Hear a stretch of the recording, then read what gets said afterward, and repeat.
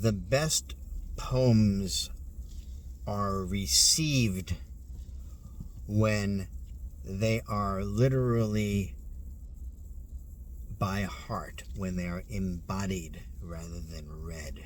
We can read words on a page. It's more powerful when the words are within the person reciting. This is a poem that I memorized when I was 15 years old because I saw it as quintessential teenage angst, and I was totally blown away by it. And that was 50 years ago. And I still have it. And it's very relevant now because election day is coming, and whichever side you are for, one side is going to feel that the ending of the poem will be the beginning of the next term, or perhaps the beginning of the end. The ending is extremely famous. You have heard of it, I guarantee it. Even though if you didn't know necessarily where it came from, now you will. The poem has two epigrams. The first is from the book A Heart of Darkness by Joseph Conrad.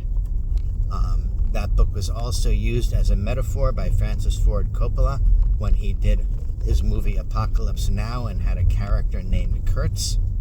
And the second epigram is from Guy Fawkes' day. Guy Fawkes is the mask that Anonymous uses. It's his death mask. He was caught in the famous gunpowder plot where the Parliament with the Pope speaking was going to be blown up. And in England, they create little effigies of Guy Fawkes and they toss them around and ask for pennies the way we ask for candy on Halloween. So this is a poem by T.S. Eliot called The Hollow Men. And the epigram is as follows. Mr. Kurtz, he dead. A penny for the old guy. We are the hollow men. We are the stuffed men. Leaning together, headpiece filled with straw. Alas, our dried voices, as we whisper together, are quiet and meaningless as winds in dried grass, or rats' feet over broken glass in our dry cellar. Shape without form. Shade without color.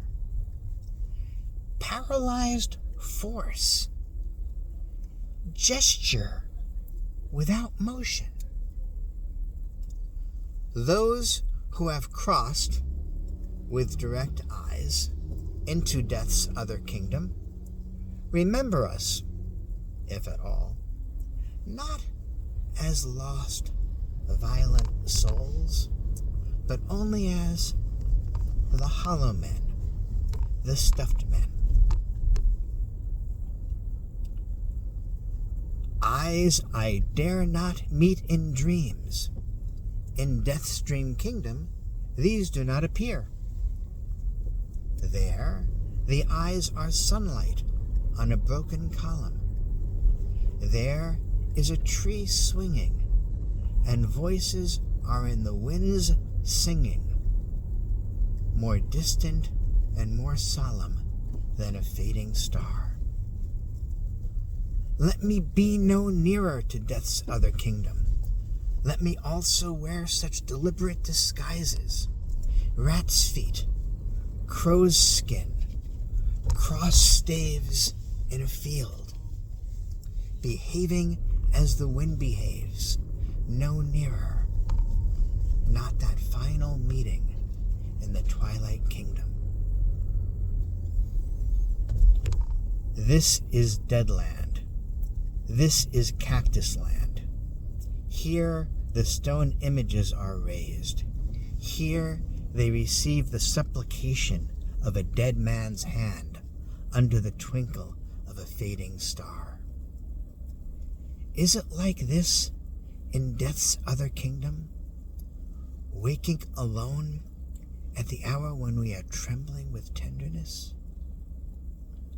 Lips that would kiss form prayers to broken stone.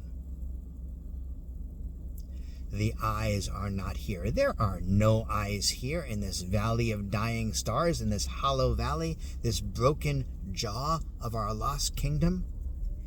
In this last of meeting places, we grope together and avoid speech, gathered on this beach of the tumid river, sightless, unless the eyes reappear, as the perpetual star, multifoliate rose of death's other kingdom, the hope only of empty men. Here we go round the prickly pear, the prickly pear, the prickly pear. Here we go round the prickly pear at 5 o'clock in the morning. Between the idea and the reality, between the motion and the act, falls the shadow. For thine is the kingdom. Between the conception and the creation, between the emotion and the response, falls the shadow. Life is very long. Between the desire and the spasm, between the potency and the existence, between the essence and the descent, falls the shadow. For thine is the kingdom, for thine is, life is, for thine is the... This is the way the world ends, this is the way the world ends, this is the way the world ends, not with a bang but a whimper.